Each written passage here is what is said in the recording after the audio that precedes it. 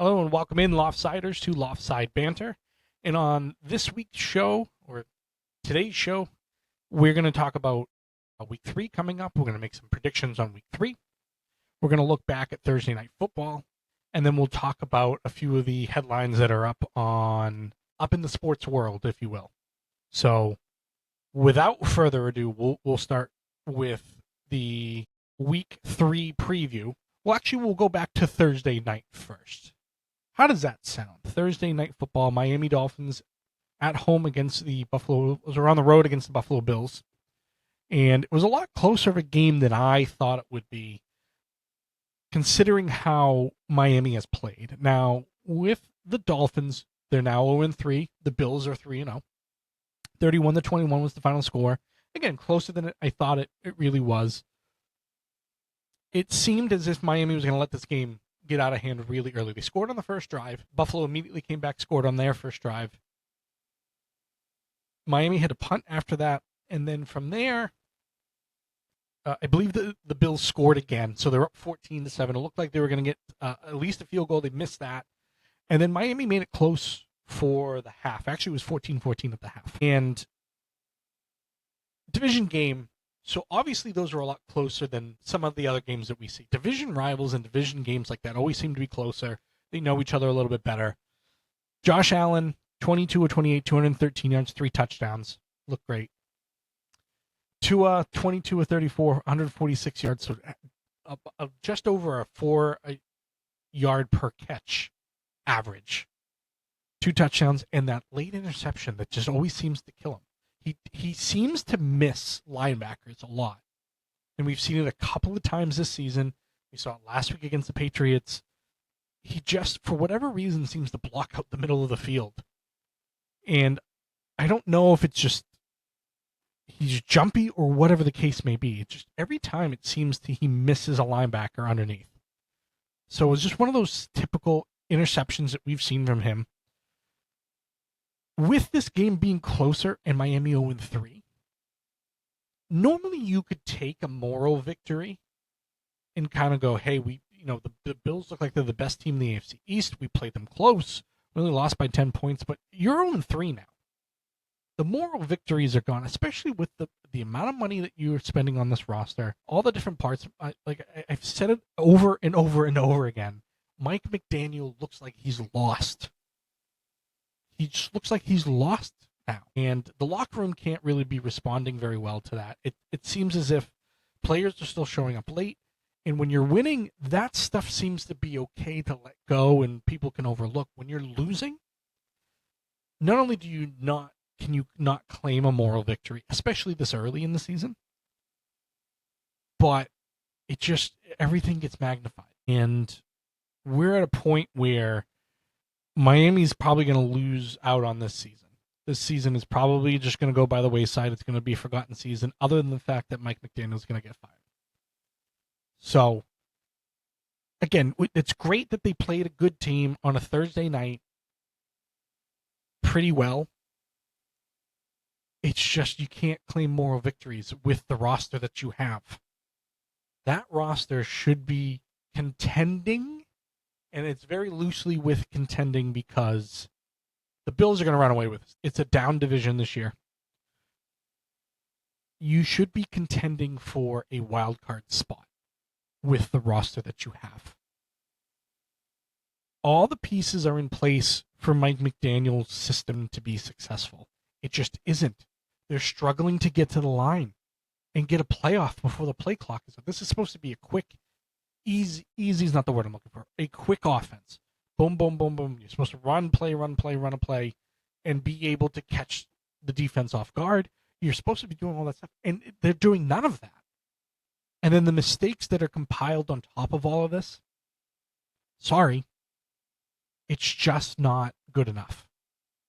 So this Dolphins team, 3 games in, and again, I told you last episode, by week 4, we kind of know who you are.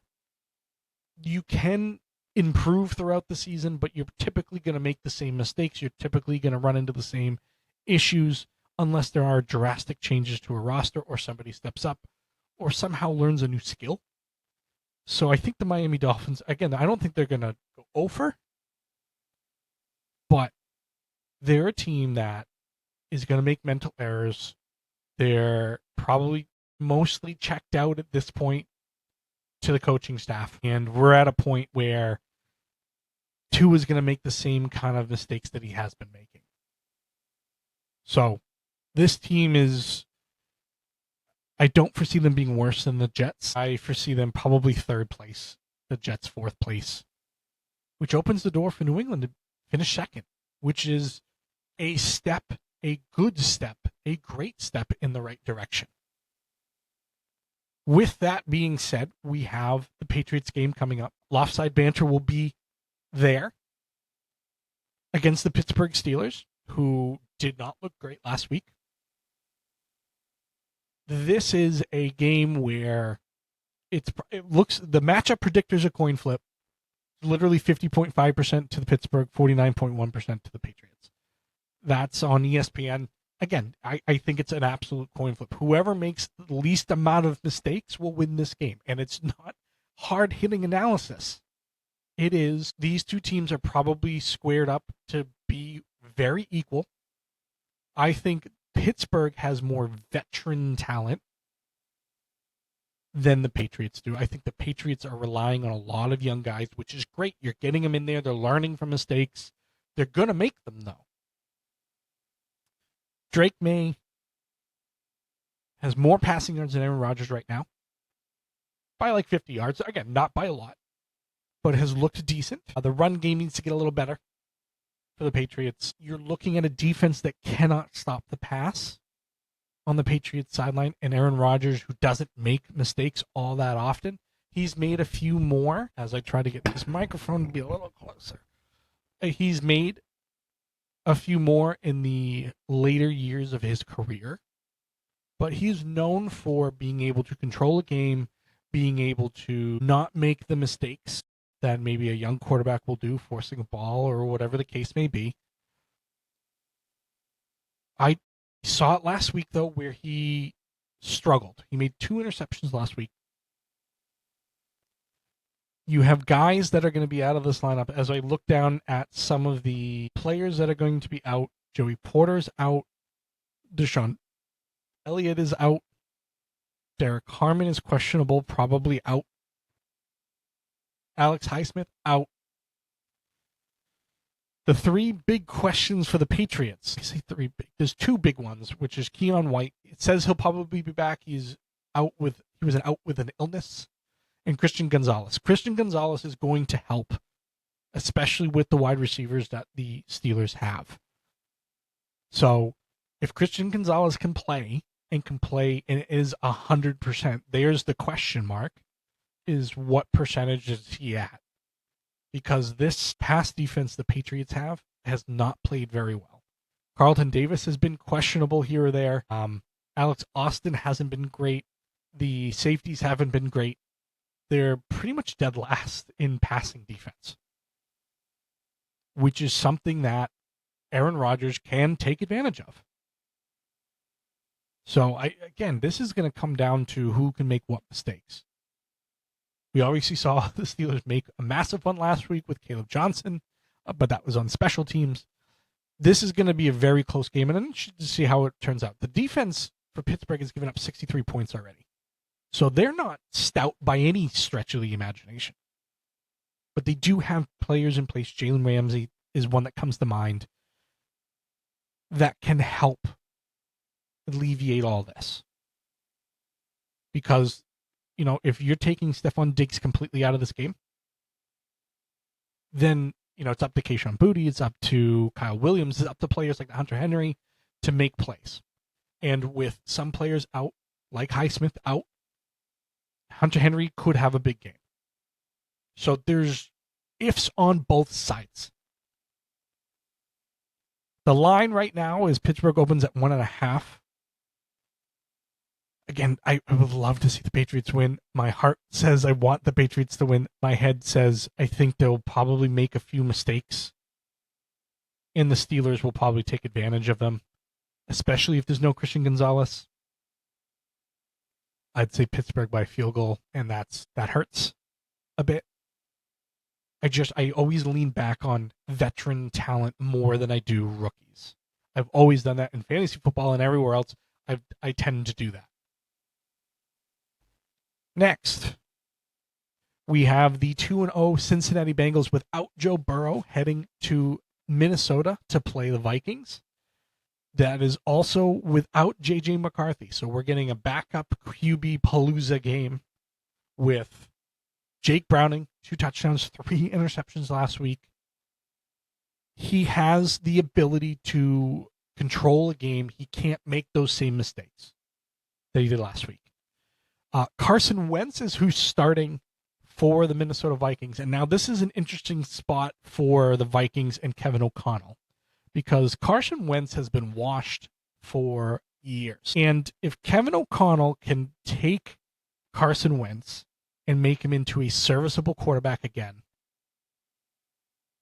I think we're in a good spot for Kevin O'Connell to get any job that he wants, because he'll go and be a quarterback guru, quarterback whisperer, whatever you want to say. J.J. McCarthy, again, didn't look great last week. Didn't look great for most of the game week 1. But we have seen him play well in small spurts. Carson Wentz hasn't played well since before his injury in Philadelphia, where he looked like he was going to take the team to the Super Bowl and ended up being hurt for the entire postseason, and the Eagles still went on and beat the Patriots with a backup quarterback. Not sour about that in any way, shape, or form. I'm actually very sour about that. But the game opens up with Minnesota 5.5-point favorites.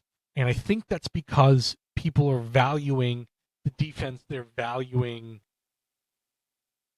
Carson Wentz more than Jake Browning. And again, Jake Browning, 3 interceptions last week, did not look great. But that's who they're going with. They picked up Mike White, who was a Jet and a Dolphin for a little while. They picked up Sean Clifford, who was the backup in Green Bay for a while. It's disappointing because the Bengals have all the weapons, as I mentioned before. They have all those weapons, and they have a guy that led the league in passing yards and passing touchdowns and everything else, and now he's out for 3 months. I still think Minnesota is going to take this until I see Jake Browning consistently play without making mistakes like that. And I'm still projecting probably 2 interceptions out of him. But Jordan Mason takes over the running back position. He was pretty much the best runner that they had. Aaron Jones was a great out of the backfield receiving running back in week 1. Didn't do much week 2. He's out now on IR as well. So you're going to see some backups in a couple key positions for the Vikings. But they still have Justin Jefferson. They still have a very good defense. Ivan Pace Jr. has been a tackle machine. So I think that Minnesota wins this game by touchdown. I think it's still close. I certainly think it's still close. We go to Tennessee, where the Indianapolis Colts are on the road to play the Titans. I could have said that a whole lot easier another way, but that's okay. Cam Ward threw his first touchdown pass last week, has yet to throw an interception, not to jinx him, knock on wood here, but he's looked like a young kid who's not making those mistakes that you expect a young quarterback to make. I thought he was probably the best available for a quarterback at number 1. I don't necessarily think he's the best QB prospect we've seen in a long time, but again, if he comes in and he doesn't make mistakes and he can keep a team in it, there's no reason to think that he won't be very good by the end of the season. He's just got to learn all those different ins and outs of the NFL, and going from program to program in college, sometimes you pick up some bad habits, you pick up whatever. Again, he's done fine. It's just Tennessee's 0-2. They weren't really projected to be a contending team in this division. It certainly wasn't looking like that the Indianapolis Colts were going to be leading this division, but yet here we are. Daniel Jones, no interceptions as well. 588 yards in 2 games comparative to Cam Ward's 287. So again, that tells you right there. They're playing a little conservative with that offense in Tennessee. Daniel Jones has looked like a brand new quarterback. And I think that's probably going to spell.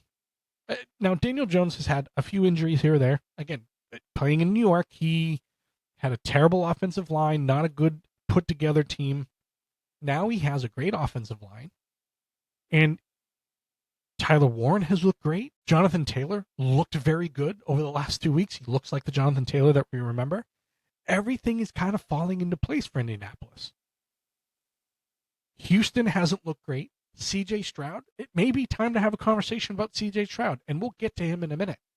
But this division was not supposed to play out this way. And if you look back at my prediction for that, it's already very wrong. So, Daniel Jones, new life for him. I'm happy for him. Injuries is a bunch of injuries that are questionable. Kalen Mullins is questionable. Jarvis Brownlee is questionable for Tennessee. Bryce Oliver questionable. Devondre Sweat is out. Their big defensive tackle is out. But, I mean, Indianapolis beat Miami pretty badly, 33-8. Won by a point because of stupidity on Denver's part last week. The games in which Tennessee has played, they lost to Denver 20-12. A lot closer than I thought it would be, especially with that defense. But again, I mean, you only got 12 points. You didn't get any touchdowns. And then they lost 33-19 to the Rams. So, I mean, they're not playing as bad as I thought they would be. It's just going to take time. And I don't necessarily think the coaching staff in place in Tennessee is the right one right now. I think they may choose to find a better option if they're out there by the end of the year. But again, not playing terrible football for a team that's so young and that's developing different aspects of the team, especially the importance of the quarterback and everything else like that. It's 3.5 points to Indianapolis. I think you hammer that 3.5 points. I think they're going to win by more than a touchdown or more. Again, I'm not here to give you gambling advice. That's just what I would do. The next game is the Houston Texans, who are going on the road against the Jacksonville Jaguars.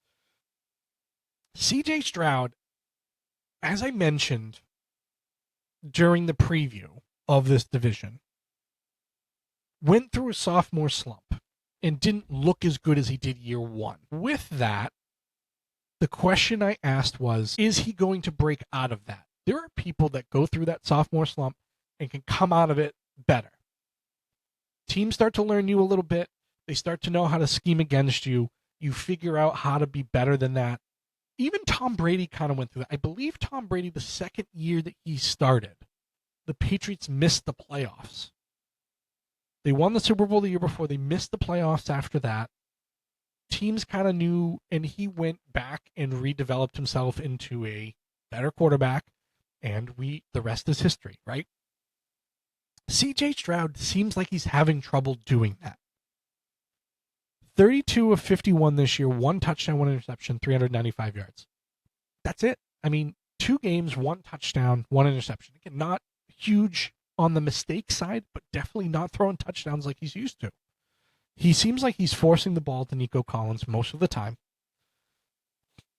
Their run game is meh. Nick Chubb and Joe Mixon, they're doing okay,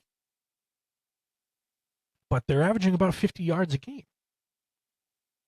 So you're not really close to having a 100-yard rusher in those games so far. Trevor Lawrence, 43 of 73, 4 touchdown passes, but 3 interceptions. So, again, not playing the best football. And Trevor Lawrence is that inconsistent that we've seen all that time. And it's frustrating because he was drafted, obviously, number 1 overall and drafted to be the guy, and he just hasn't seemed to put it together. And injuries haven't helped. So, Travis Etienne has looked pretty good, 30 carries, 214 yards. I mean, he's over 100 yards more than the leading rusher for the Texans. Jacksonville is 53 points for, 41 against, so a positive point differential, whereas the 0-2 Houston Texans obviously don't have a positive point differential. The Texans have only scored 28 total points. They've given up 34. So again, not terrible, but I lost to the Rams 20-19. So two tough teams, two very tough teams. The Rams are expected to be in the playoffs. The Bucs look like they're probably going to be in the playoffs, at least through 2 weeks. The Jaguars beat the Panthers week 1 and lost to a Joe Burrow-less Bengals.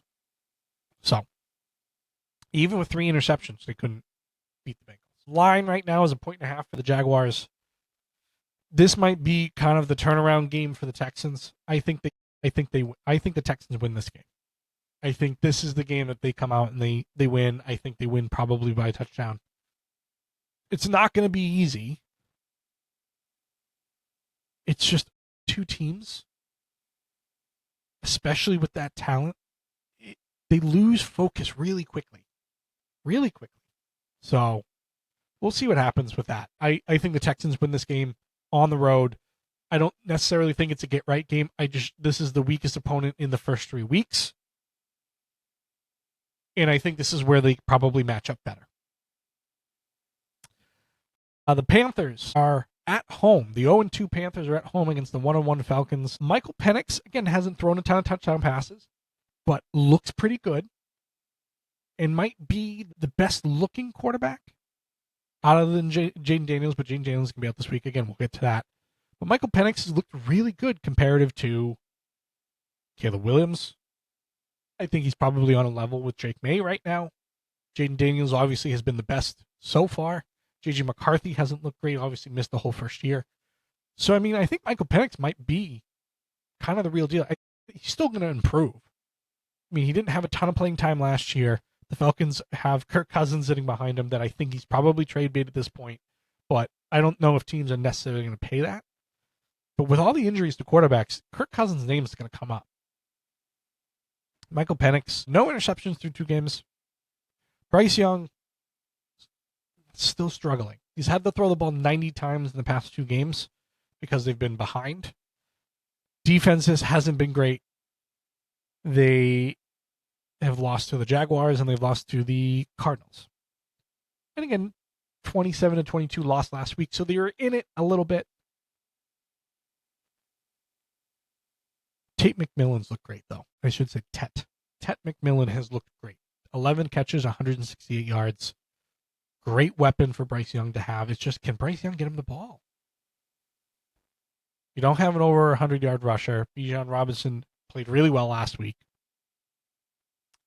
Atlanta's 3.5-point favorites. I think Atlanta still wins this game. I think they cover. Even on the road, division game. Rams and Eagles, two 2-0 teams, were in Philadelphia this week. 3.5-point favorites. Matthew Stafford looked pretty good, thrown for 500 yards already. Jalen Hurts hasn't thrown a touchdown pass, hasn't thrown an interception. 253 yards. So he's over doubled. Stafford's doubled him. I liked the back and forth last week with Jalen Hurts didn't throw for over 100 yards, and Chris Jones decided to say, oh, you didn't even throw for 100 yards. And he said, that's fine, we're winning. We've won the game. It doesn't matter. I like that kind of back and forth. And it's not something that I'm super excited about for the Eagles going forward. I was a Jalen Hurts criticizer for a while. I can't really criticize him anymore because, well, they won the Super Bowl last year with him as their starting quarterback call here. In a pass-happy league, Jalen Hurts is not a top echelon quarterback when it comes to throwing the football. Does that mean they can't win? Obviously not. But he hasn't been great this year. I mean, he's only missed 9 passes out of the 45. He's 11. 34-45. It may not be what they need to win. It certainly helps to have a guy that can sling the ball all over the field. But we've seen teams that have quarterbacks that can do that not win. So I still think the Eagles are one of the best put together teams with the Ravens and the Bills. But I don't know. It concerns me early on. And again, by week 4, if he's made some strides over the next couple of weeks, I think we know who he is. Doesn't mean they can't win. They've already proven they can. The Rams obviously have won a Super Bowl II with Matthew Stafford. The Eagles at home, I'm taking the Eagles at home. Pretty similar defenses, a couple of injuries here or there. Will Shipley will be out running back. Cameron Williams out with a shoulder thing. He's going to be out for a while. Tanner McKee, the backup quarterback, he's looked great in preseason games. He may be the gunslinger they have on the roster, but I think we're going Eagles. Eagles here. Jets and Tampa Bay Bucks. The Jets are going on the road to Tampa Bay to play the 2-0 Buccaneers. The Buccaneers are 6.5-point favorites. I would hammer that as well. Justin Fields is out. Not that probably means a whole hell of a lot, but Tyrod Taylor is the guy that's taking over. And Tyrod Taylor is actually the veteran that was on the Browns when Baker Mayfield was drafted. And Baker had some great things to say about him all this week, how grateful he is and everything else like that. But Baker Mayfield, throughout the course of a whole game, does not look great. 2-minute drill looks amazing. If they're going to give an MVP for just the 2-minute drive, it's Baker Mayfield. But 5 touchdowns, no interceptions. Bucky Irving probably needs to do a little bit better running the football for them, give themselves a 2-headed attack there. But the Jets are the Jets. With Tyrod Taylor, I don't foresee it being a whole lot better. You may have more consistent and, again, less mistakes. I think Tyrod Taylor is probably a better overall thrower than Justin Fields. Just that Tyrod Taylor's done it more, and I've seen it more. But 34-32 loss to Pittsburgh, 30-10 loss to Buffalo, both at home. So they've already lost 2 home games. Now they're going on the road for the first time. I mean, the Buccaneers 23-20 over Atlanta and then 20-19 over Houston. Again, they're not blowing people away. So if the Jets can keep it close, I mean, anything can happen. It's just if Baker Mayfield has the ball last in the last 2 minutes, you've lost the game. That's just how it's gone over the last 2 games. What do you say, 6.5? I think the Buccaneers win this game by more than a touchdown. Next 1 o'clock game, we have Las Vegas Raiders going on the road to face the Jaden Daniels-less Commanders. And Jaden Daniels was a starting quarterback in my fantasy team. So this is problematic for me. He'll be out. It'll be Marcus Mariota. And again, Marcus Mariota's been in this situation with the Commanders before and has played pretty well. I think he beat the Cowboys last year. So I don't foresee the Raiders necessarily winning this game. Again, it's going to come down to can Marcus Mariota move an offense like Jaden Daniels had been doing. Geno Smith, 1 touchdown to 4 interceptions so far this year. And I'm going to look at the Raiders' depth chart. Is Kenny Pickett as the backup? I think you're going to see Kenny Pickett at some point this year. I think you're going to see Kenny Pickett at some point this year. I don't foresee Geno Smith being the guy if he's going to continue with that ratio. The Raiders have Ashton Genty, who's only gotten 81 yards rushing so far. I think we're probably going to have to build up to that. But Austin Eckler on the Commander side, he's out for the year. So now you're with Ja'Cory Krosky-Merritt, who was their 7th-round pick this year, who they absolutely love. And they've mentioned it a couple of times. The coaching staff has mentioned it. He comes from Arizona, but 14 carries, 99 yards, but he's going to get the bulk of the carries now. He's the guy. 6.5-point favorites. Like I said, I'm still taking the Commanders at this point. Noah Brown is also out, and Jonathan Jones, I believe, just went on the IR. Actually, he went on the IR a couple weeks ago, so not new news. I don't, unless Genty can help this offense, because right now they're very one-dimensional, and even that isn't great. If Geno Smith is your one-dimensional quarterback, you're going to be in trouble, because again, 4 interceptions already, and that includes 1 against the Patriots, and so that means 3 last week. Next, 1 o'clock game is the 2-0 Packers traveling to Cleveland to play the Browns. 7.5-point favorites, I would take that as well. Joe Flacco, this is where it's confusing, and I said it last episode. Why are they not playing a younger kid? Joe Flacco at 40 years old is not your future as the Cleveland Browns. And again, if somebody's not ready, somebody's not ready. But at some point in time, you're going to see Dylan Gabriel, who went 3 for 3 and threw a touchdown pass last week. Garbage time touchdown, obviously, but counts just the same. And Shedeur Sanders is going to be in this conversation at some point in time. The Browns essentially, I think they still have 4 on their roster. They do have 4 on the roster. It's just Deshaun Watson is out. And he's going to be out. I wouldn't expect him to play. But Dylan Gabriel's second, Shedeur Sanders is third. They still have Bailey Zappi, I think, on the practice squad or something like that. It was essentially, let's just get every quarterback we can, throw something against the wall and see what works. And if that's the way it's going to go, that's the way it's going to go. Quinson Junkins, 10 carries last week, 61 yards, so 6 yards a carry. He's their leading rusher on the Browns. Didn't even play week 1. Myles Garrett has looked like Myles Garrett. Not that it's making any difference. I'm glad he got the payday that he did, but he's not going to win anything in Cleveland. So, I would assume he's probably going to request a trade at some point in time again. But they got him to stop asking about it with a new contract. Jaden Reed is out. He broke his collarbone. Tucker Kraft, who had a great week last week for the Packers, questionable with a knee injury. I think he'll probably play. Out is Mike Hall Jr. He'll be out this week. And then a few offensive linemen who are questionable. For a team that outgained the Ravens last week and lost 41-17, and you say that, hey, the game was closer than how it looked, it's hard to say that. But I would take the 7.5 point. I would run with that. 4 o'clock games. 1-1 Denver Broncos, who gave a game away last week, had a young kicker, 60 yards, and they still made a mistake and gave it to him. The Denver Broncos with Bo Nix again. Are we going to have a sophomore slump with Bo Nix? He hasn't looked as good as he did last year. 2 games in, 4 touchdowns, 3 interceptions. And then Justin Herbert has looked phenomenal. Early MVP candidate.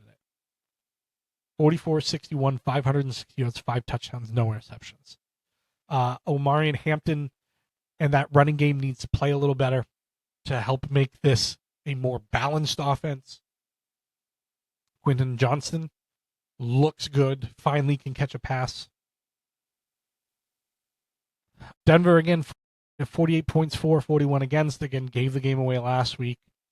Chargers under Harbaugh have looked really good. And again, they played Kansas City. Beat them finally.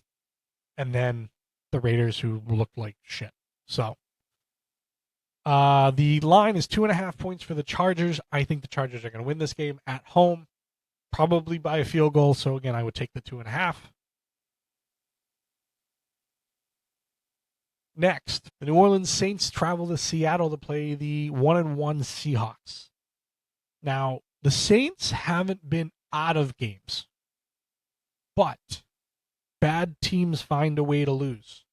We've seen it with Miami. We've seen it with the Browns. We've seen it with the Saints. They've lost by a combined total of 12 points. But they're a bad team. Spencer Rattler hasn't made a mistake yet, has looked better than I thought he would. I don't think he's by any means, I don't think he looks good to the eye test, but 52 of 80, 3 touchdowns, 420 yards passing. Again, he's not turning the ball over. That's what you want a young quarterback who's probably not going to be your starter past this year, or even probably through the full year. But that's what you want a young quarterback to do. Put yourselves in a position to win. He's done it both games. Not something I would rely on. Sam Darnold has passed for more. 2 touchdowns, 2 interceptions. Again, he's looked like Sam Darnold from the past. He makes some plays, but he has not looked great. Kenneth Walker has, if he can stay healthy, has looked pretty good. Alvin Kamara has looked pretty good. Leading receiver for the Saints is Juwan Johnson, their tight end.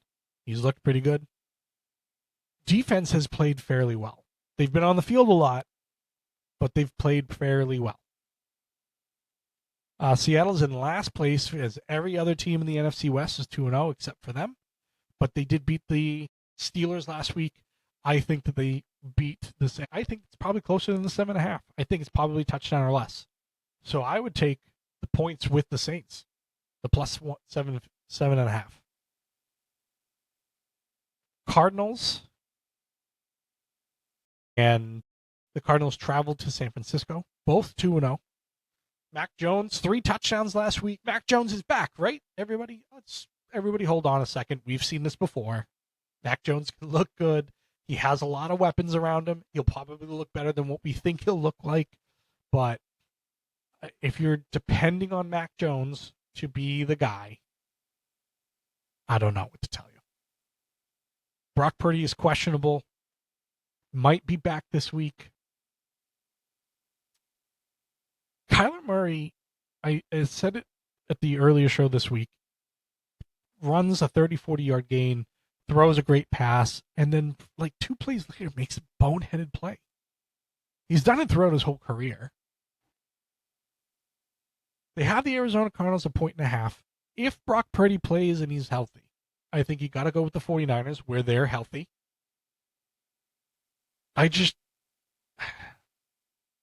On the notion that Brock Purdy plays, I'll take the points at home with the 49ers. And again, I'm the guy that's sitting here looking at the Cardinals and going, they've done everything they need to do by winning 2 games. They didn't blow out either one of those teams, but they did beat the Saints. They beat the Panthers, 2 bad teams. Now they get their first taste of at least a good team, hopefully at full strength. We'll see. I'm going to take the 49ers plus 1.5 at home. If Brock Purdy plays, if Mac Jones plays, I'll give it to him. I'll give Mac Jones the benefit of the doubt and say that either quarterback plays, they're going to cover the 1.5 at home against the Cardinals. That's the final ruling. That's it.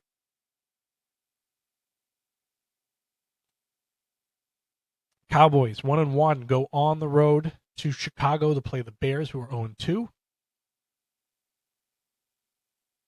The discussion this week with a lot of the analysts for the NFL has been, is Caleb Williams the guy? Is this it for Caleb Williams? What's going on with Caleb Williams? And Dan Orlovsky was the one that has said, and I tend to agree with him, and I tend to agree with this on as a whole for all of sports, whether that's a quarterback, a coach, a manager if you're talking soccer. There has to be some time given to some of these players. Now, I thought Mac Jones was given enough time in New England to understand that, like, hey, this is who he's going to be with the team that's constructed and everything else like that. He has come out and said that he was stopped being coached because Bill Belichick hated him. Whether that's true or not, I'm sure we'll never know officially. Caleb is in a new system with new players. He has been given the offensive line that he needs. He's been given weapons that he needs. And he's been given an offensive-minded coach. But it's going to take time. All last year, he did not have an offensive-minded coach. He did not have a lot of different things for him as a rookie to be successful. With those things in place now, yes, he has to play better. That's not without question. That's without question. He has to play better. But for a guy who has had so much spotlight on him at USC, I believe he was at Oklahoma before that, if I'm not mistaken. I could be wrong. But at USC, pretty much being known that you were the number 1 overall pick, the Bears seem to, at least what has come out, is that the Bears were, hey, this is the guy. We're not going to really look at anything else. And, you know, there's some rumor that they were looking at Drake May highlights, but they would put all the bad ones in first, so that way all the scouts and stuff will go, oh, yeah, he's definitely not the guy and stuff like that. Whatever. there's got to be some time for him to develop with the current system in place, with the current personnel in place. 2 games does not answer whether or not you are the guy. I know I've asked that question on this podcast, but the more I think about it is these franchises are spending so much money on players and everything else that, yes, you want immediate success. Everybody does. Everybody wants immediate success in this league. Sometimes you have to endure some pain. And I'll bring it back to the Patriots for me. The problem with rebuilding, and I know where Bears fans are coming from, and I'm going to understand that this is the 4th year of a rebuild under GM Ryan Poles. And 4 years under one GM to really have not gained any position other than first-round picks and number 1 overall picks and hoping they develop into what they need them to do is a long time. And if anything, at the end of this, Ryan Poles is probably going to be looking for a job. I think whoever the Bears bring in as a general manager, whether it's after this year or not, is going to have to live with Ben Johnson because there's so much hype with him. So you're either resetting yourselves from a GM up and leaving the coach in place, or you're going to have to hit hard reset again in probably 2 years. And I'd like to think that Caleb Williams is going to figure it out by then. I'd like to think that Ben Johnson's going to work with him and get him to where he needs to be. But it's very difficult to imagine it getting better quickly. I think it's going to take time of the season and everything else like that. They got absolutely destroyed by Detroit last week. It was a get-right game, as I had mentioned. The Cowboys didn't look great against the Giants, but found a way to win. And again, good teams find a way to win. Bad teams find a way to lose. The Cowboys are the Bears are 1.5-point favorites at home. I'm taking the Cowboys to cover that. Until the Bears can prove that they can win and win consistently, I think taking an underdog in this game is probably your best bet. CeeDee Lamb has looked great. Javonte Williams, 33 carries, 151 yards, 3 touchdowns. Again, not blowing the doors off of people, but looks like the running back of a couple of years ago, probably a step slower. Rome Odunze, 13 catches, 3 touchdowns, has looked good for the Bears. I'm taking Dallas in this game because until the Bears can prove it, until Caleb can prove it, until there's been enough time, the Bears are still in the same position that they're going to be in, and that's probably the bottom of this division.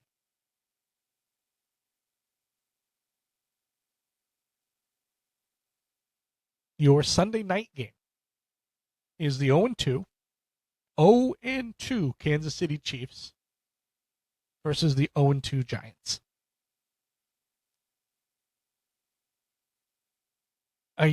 What's the line? 6.5. I'd take that on the road against the Giants.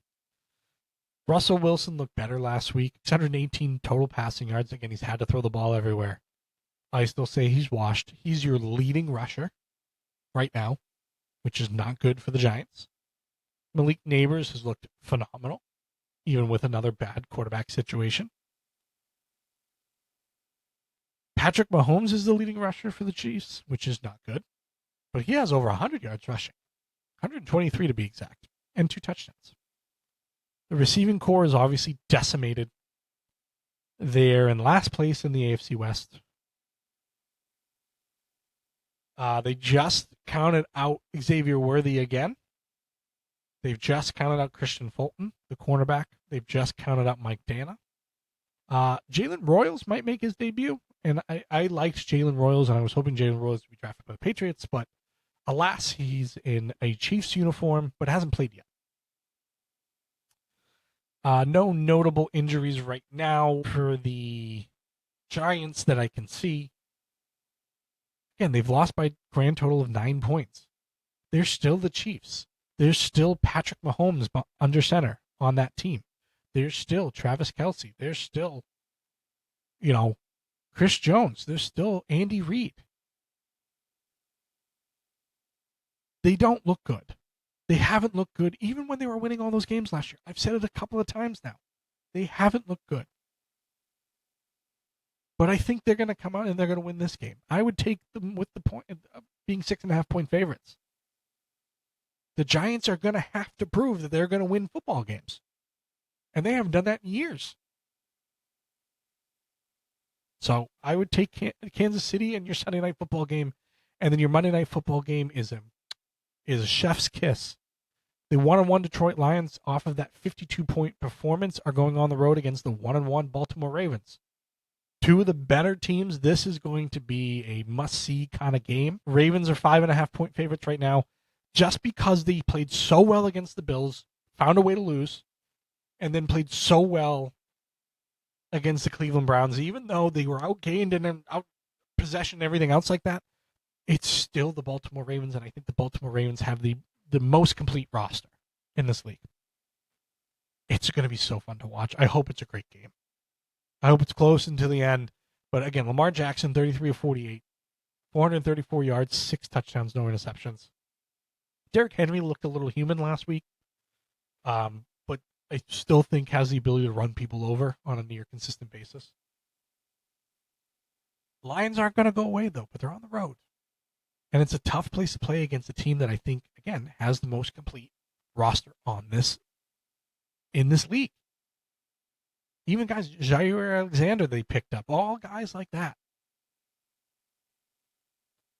Taking a look at college football.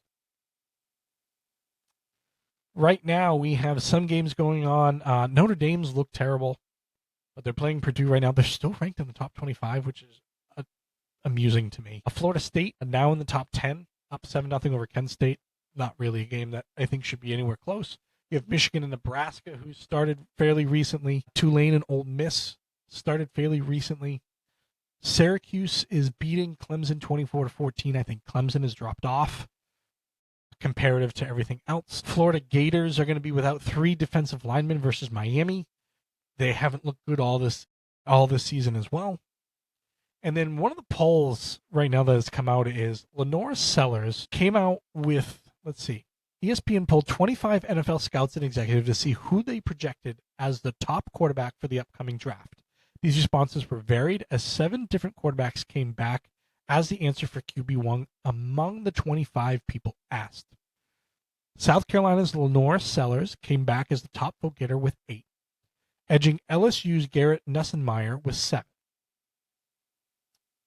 I think Garrett Nussmeier is going to be, if not the top pick, a top 5 pick. And again, not think I'm saying anything really out there for an opinion. I just think he's looked great. I think he's probably the most quarterback. I mean, he's thrown 2 interceptions, but again, for a 6'1" quarterback, probably he's a little small. Lenore Sellers is 6'3". Again, we're talking about guys that have been right there. The next crop of quarterbacks that were mentioned, Carson Beck for Miami, obviously longtime Georgia Bulldog, got 3 votes. Oklahoma's John Mateer got 3 as well. John Mateer was Washington State prior to this. And again, he doesn't have numbers that blow you away, but he has really good dual threat. And I wouldn't necessarily, I really hope a team does some scouting on him for a dual threat quarterback, because they don't seem to be great in the NFL. Jaden Daniels has looked good. Obviously, injury now. The guys that can really be a total dual threat tend to get hurt a lot of the time. Penn State's Drew Aller had 2 votes. Sam Levitt for Arizona State has 1 vote, and Texas Arch Manning has 1 vote. Arch Manning is, again, takes time. Didn't play a ton last year. is now playing more often, has made quite a few mistakes. And if you're telling me to look at a Texas team with Arch Manning and say, "Oh, you have to count him out," I'm never going to do that. He's a Manning. They've been a thorn in my football loving career for most of my life. Peyton, Eli have been thorns in my side for the team that I support and everything else. He's a Manning. He's eventually going to figure it out. I don't now to say, hey, we're expecting greatness from the onset is, again, you have to expect some mistakes growing up. Do I think he's the best quarterback in the nation right now because his last name's Manning? No, he's played poorly. But he's made good plays. He's made a lot of bad plays, a lot more than, and he's under such a microscope that people are going to point those out more often than not.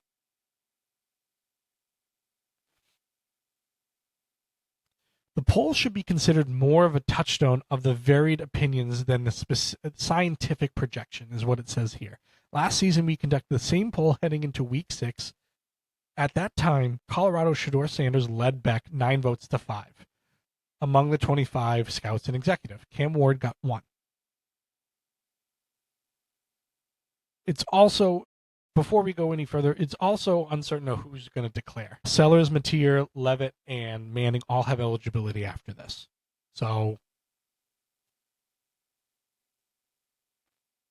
you're looking at a lot of scouts saying there's physical talent there with Lenore, Sellers, comparative to all the tools that maybe some of the other quarterbacks do. Looking at some of the top stories, Tulsa for the first time since 1951 beat Oklahoma State 19-12 on Friday night. Not typically a team that you expect to beat a bigger team, Tulsa.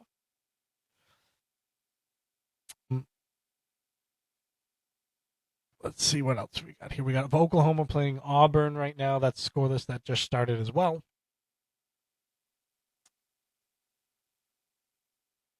WNBA, without Caitlin Clark, the Indiana Fever won their first round game, which is great to see a team without their star player. And again, we can get into all the specifics of who's the star and what league and whatever. Caitlin Clark is the number one name on everybody's list when they're coming to town. And for her to not be available and for her not to be playing and for your team to still win, that shows a lot for the Indiana Fever. So congratulations to them. Some NBA news. Tyler Hero is set to miss 8 weeks after surgery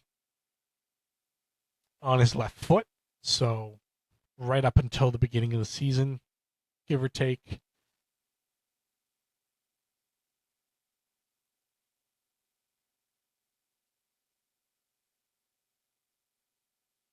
And then one of the other big things that we've seen recently is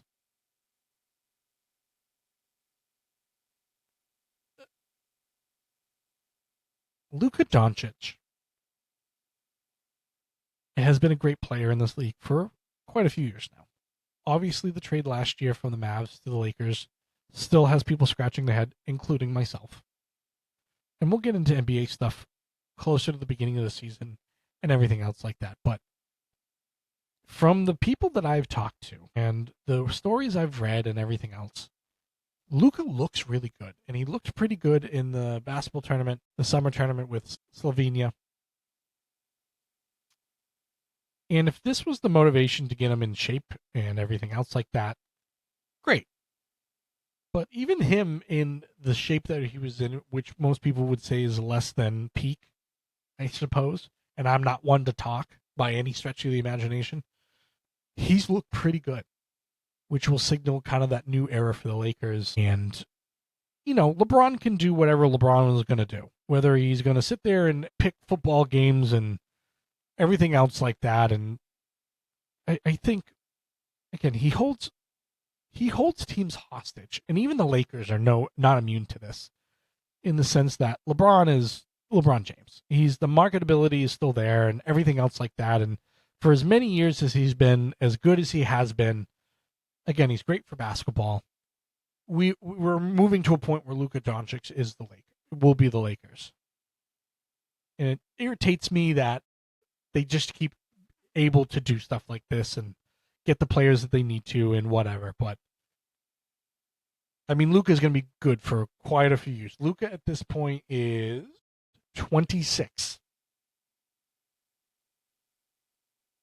He's still got at least 10 years at a high level. We've seen basketball players play past 36 at the level he is. Again, it all depends on your routine and the work that you put in and everything else like that. But it's going to be an encouraging thing to see Luka in the shape that he's going to be in coming back, and it's going to make the Lakers dangerous again, which as a Celtics fan is, suck. That's what we have for Loftside Banter today. We are going to hopefully do a show with the basketball experts that I bring on about the Kawhi situation with the Clippers, because it's very confusing. It's essentially a no-show job, as they've mentioned it a couple of times on all the various networks. Kind of like a mobster. You're going to get paid for not doing anything, and we're going to pay you this way instead of using it against the salary cap. And again, we'll go into all that different stuff, and we'll figure that out. But please visit us at loftsidebanter.com. That's loftside.bantr.com. It's loftsidebanter@gmail.com. And again, I'm appreciating the comments that come up on YouTube. I'm appreciating the growth that has happened with this, and we're going to continue to do so. There are some other things in the work as well. Some other things that we do is we're involving ourselves in the card collection industry as well. It's how we kind of help pay for all the stuff for the podcast, which is great. And we'll see you at some local shows and stuff like that coming up in the near future as well. And please stop by our Whatnot. It's under my personal name, which is Top of 2012. Eventually, we will change it over to what we think the card industry name will be, which has been picked out, but we just have to change it on there as well, and I'll make you aware of when that happens. For now, enjoy week 3. I hope your favorite team wins, except if you're the Pittsburgh Steelers. Sorry, Chef Resto, you know who you are. And other than that, we'll see you for the next show, hopefully after Monday Night Football, after hopefully a banger of a Monday Night Football game.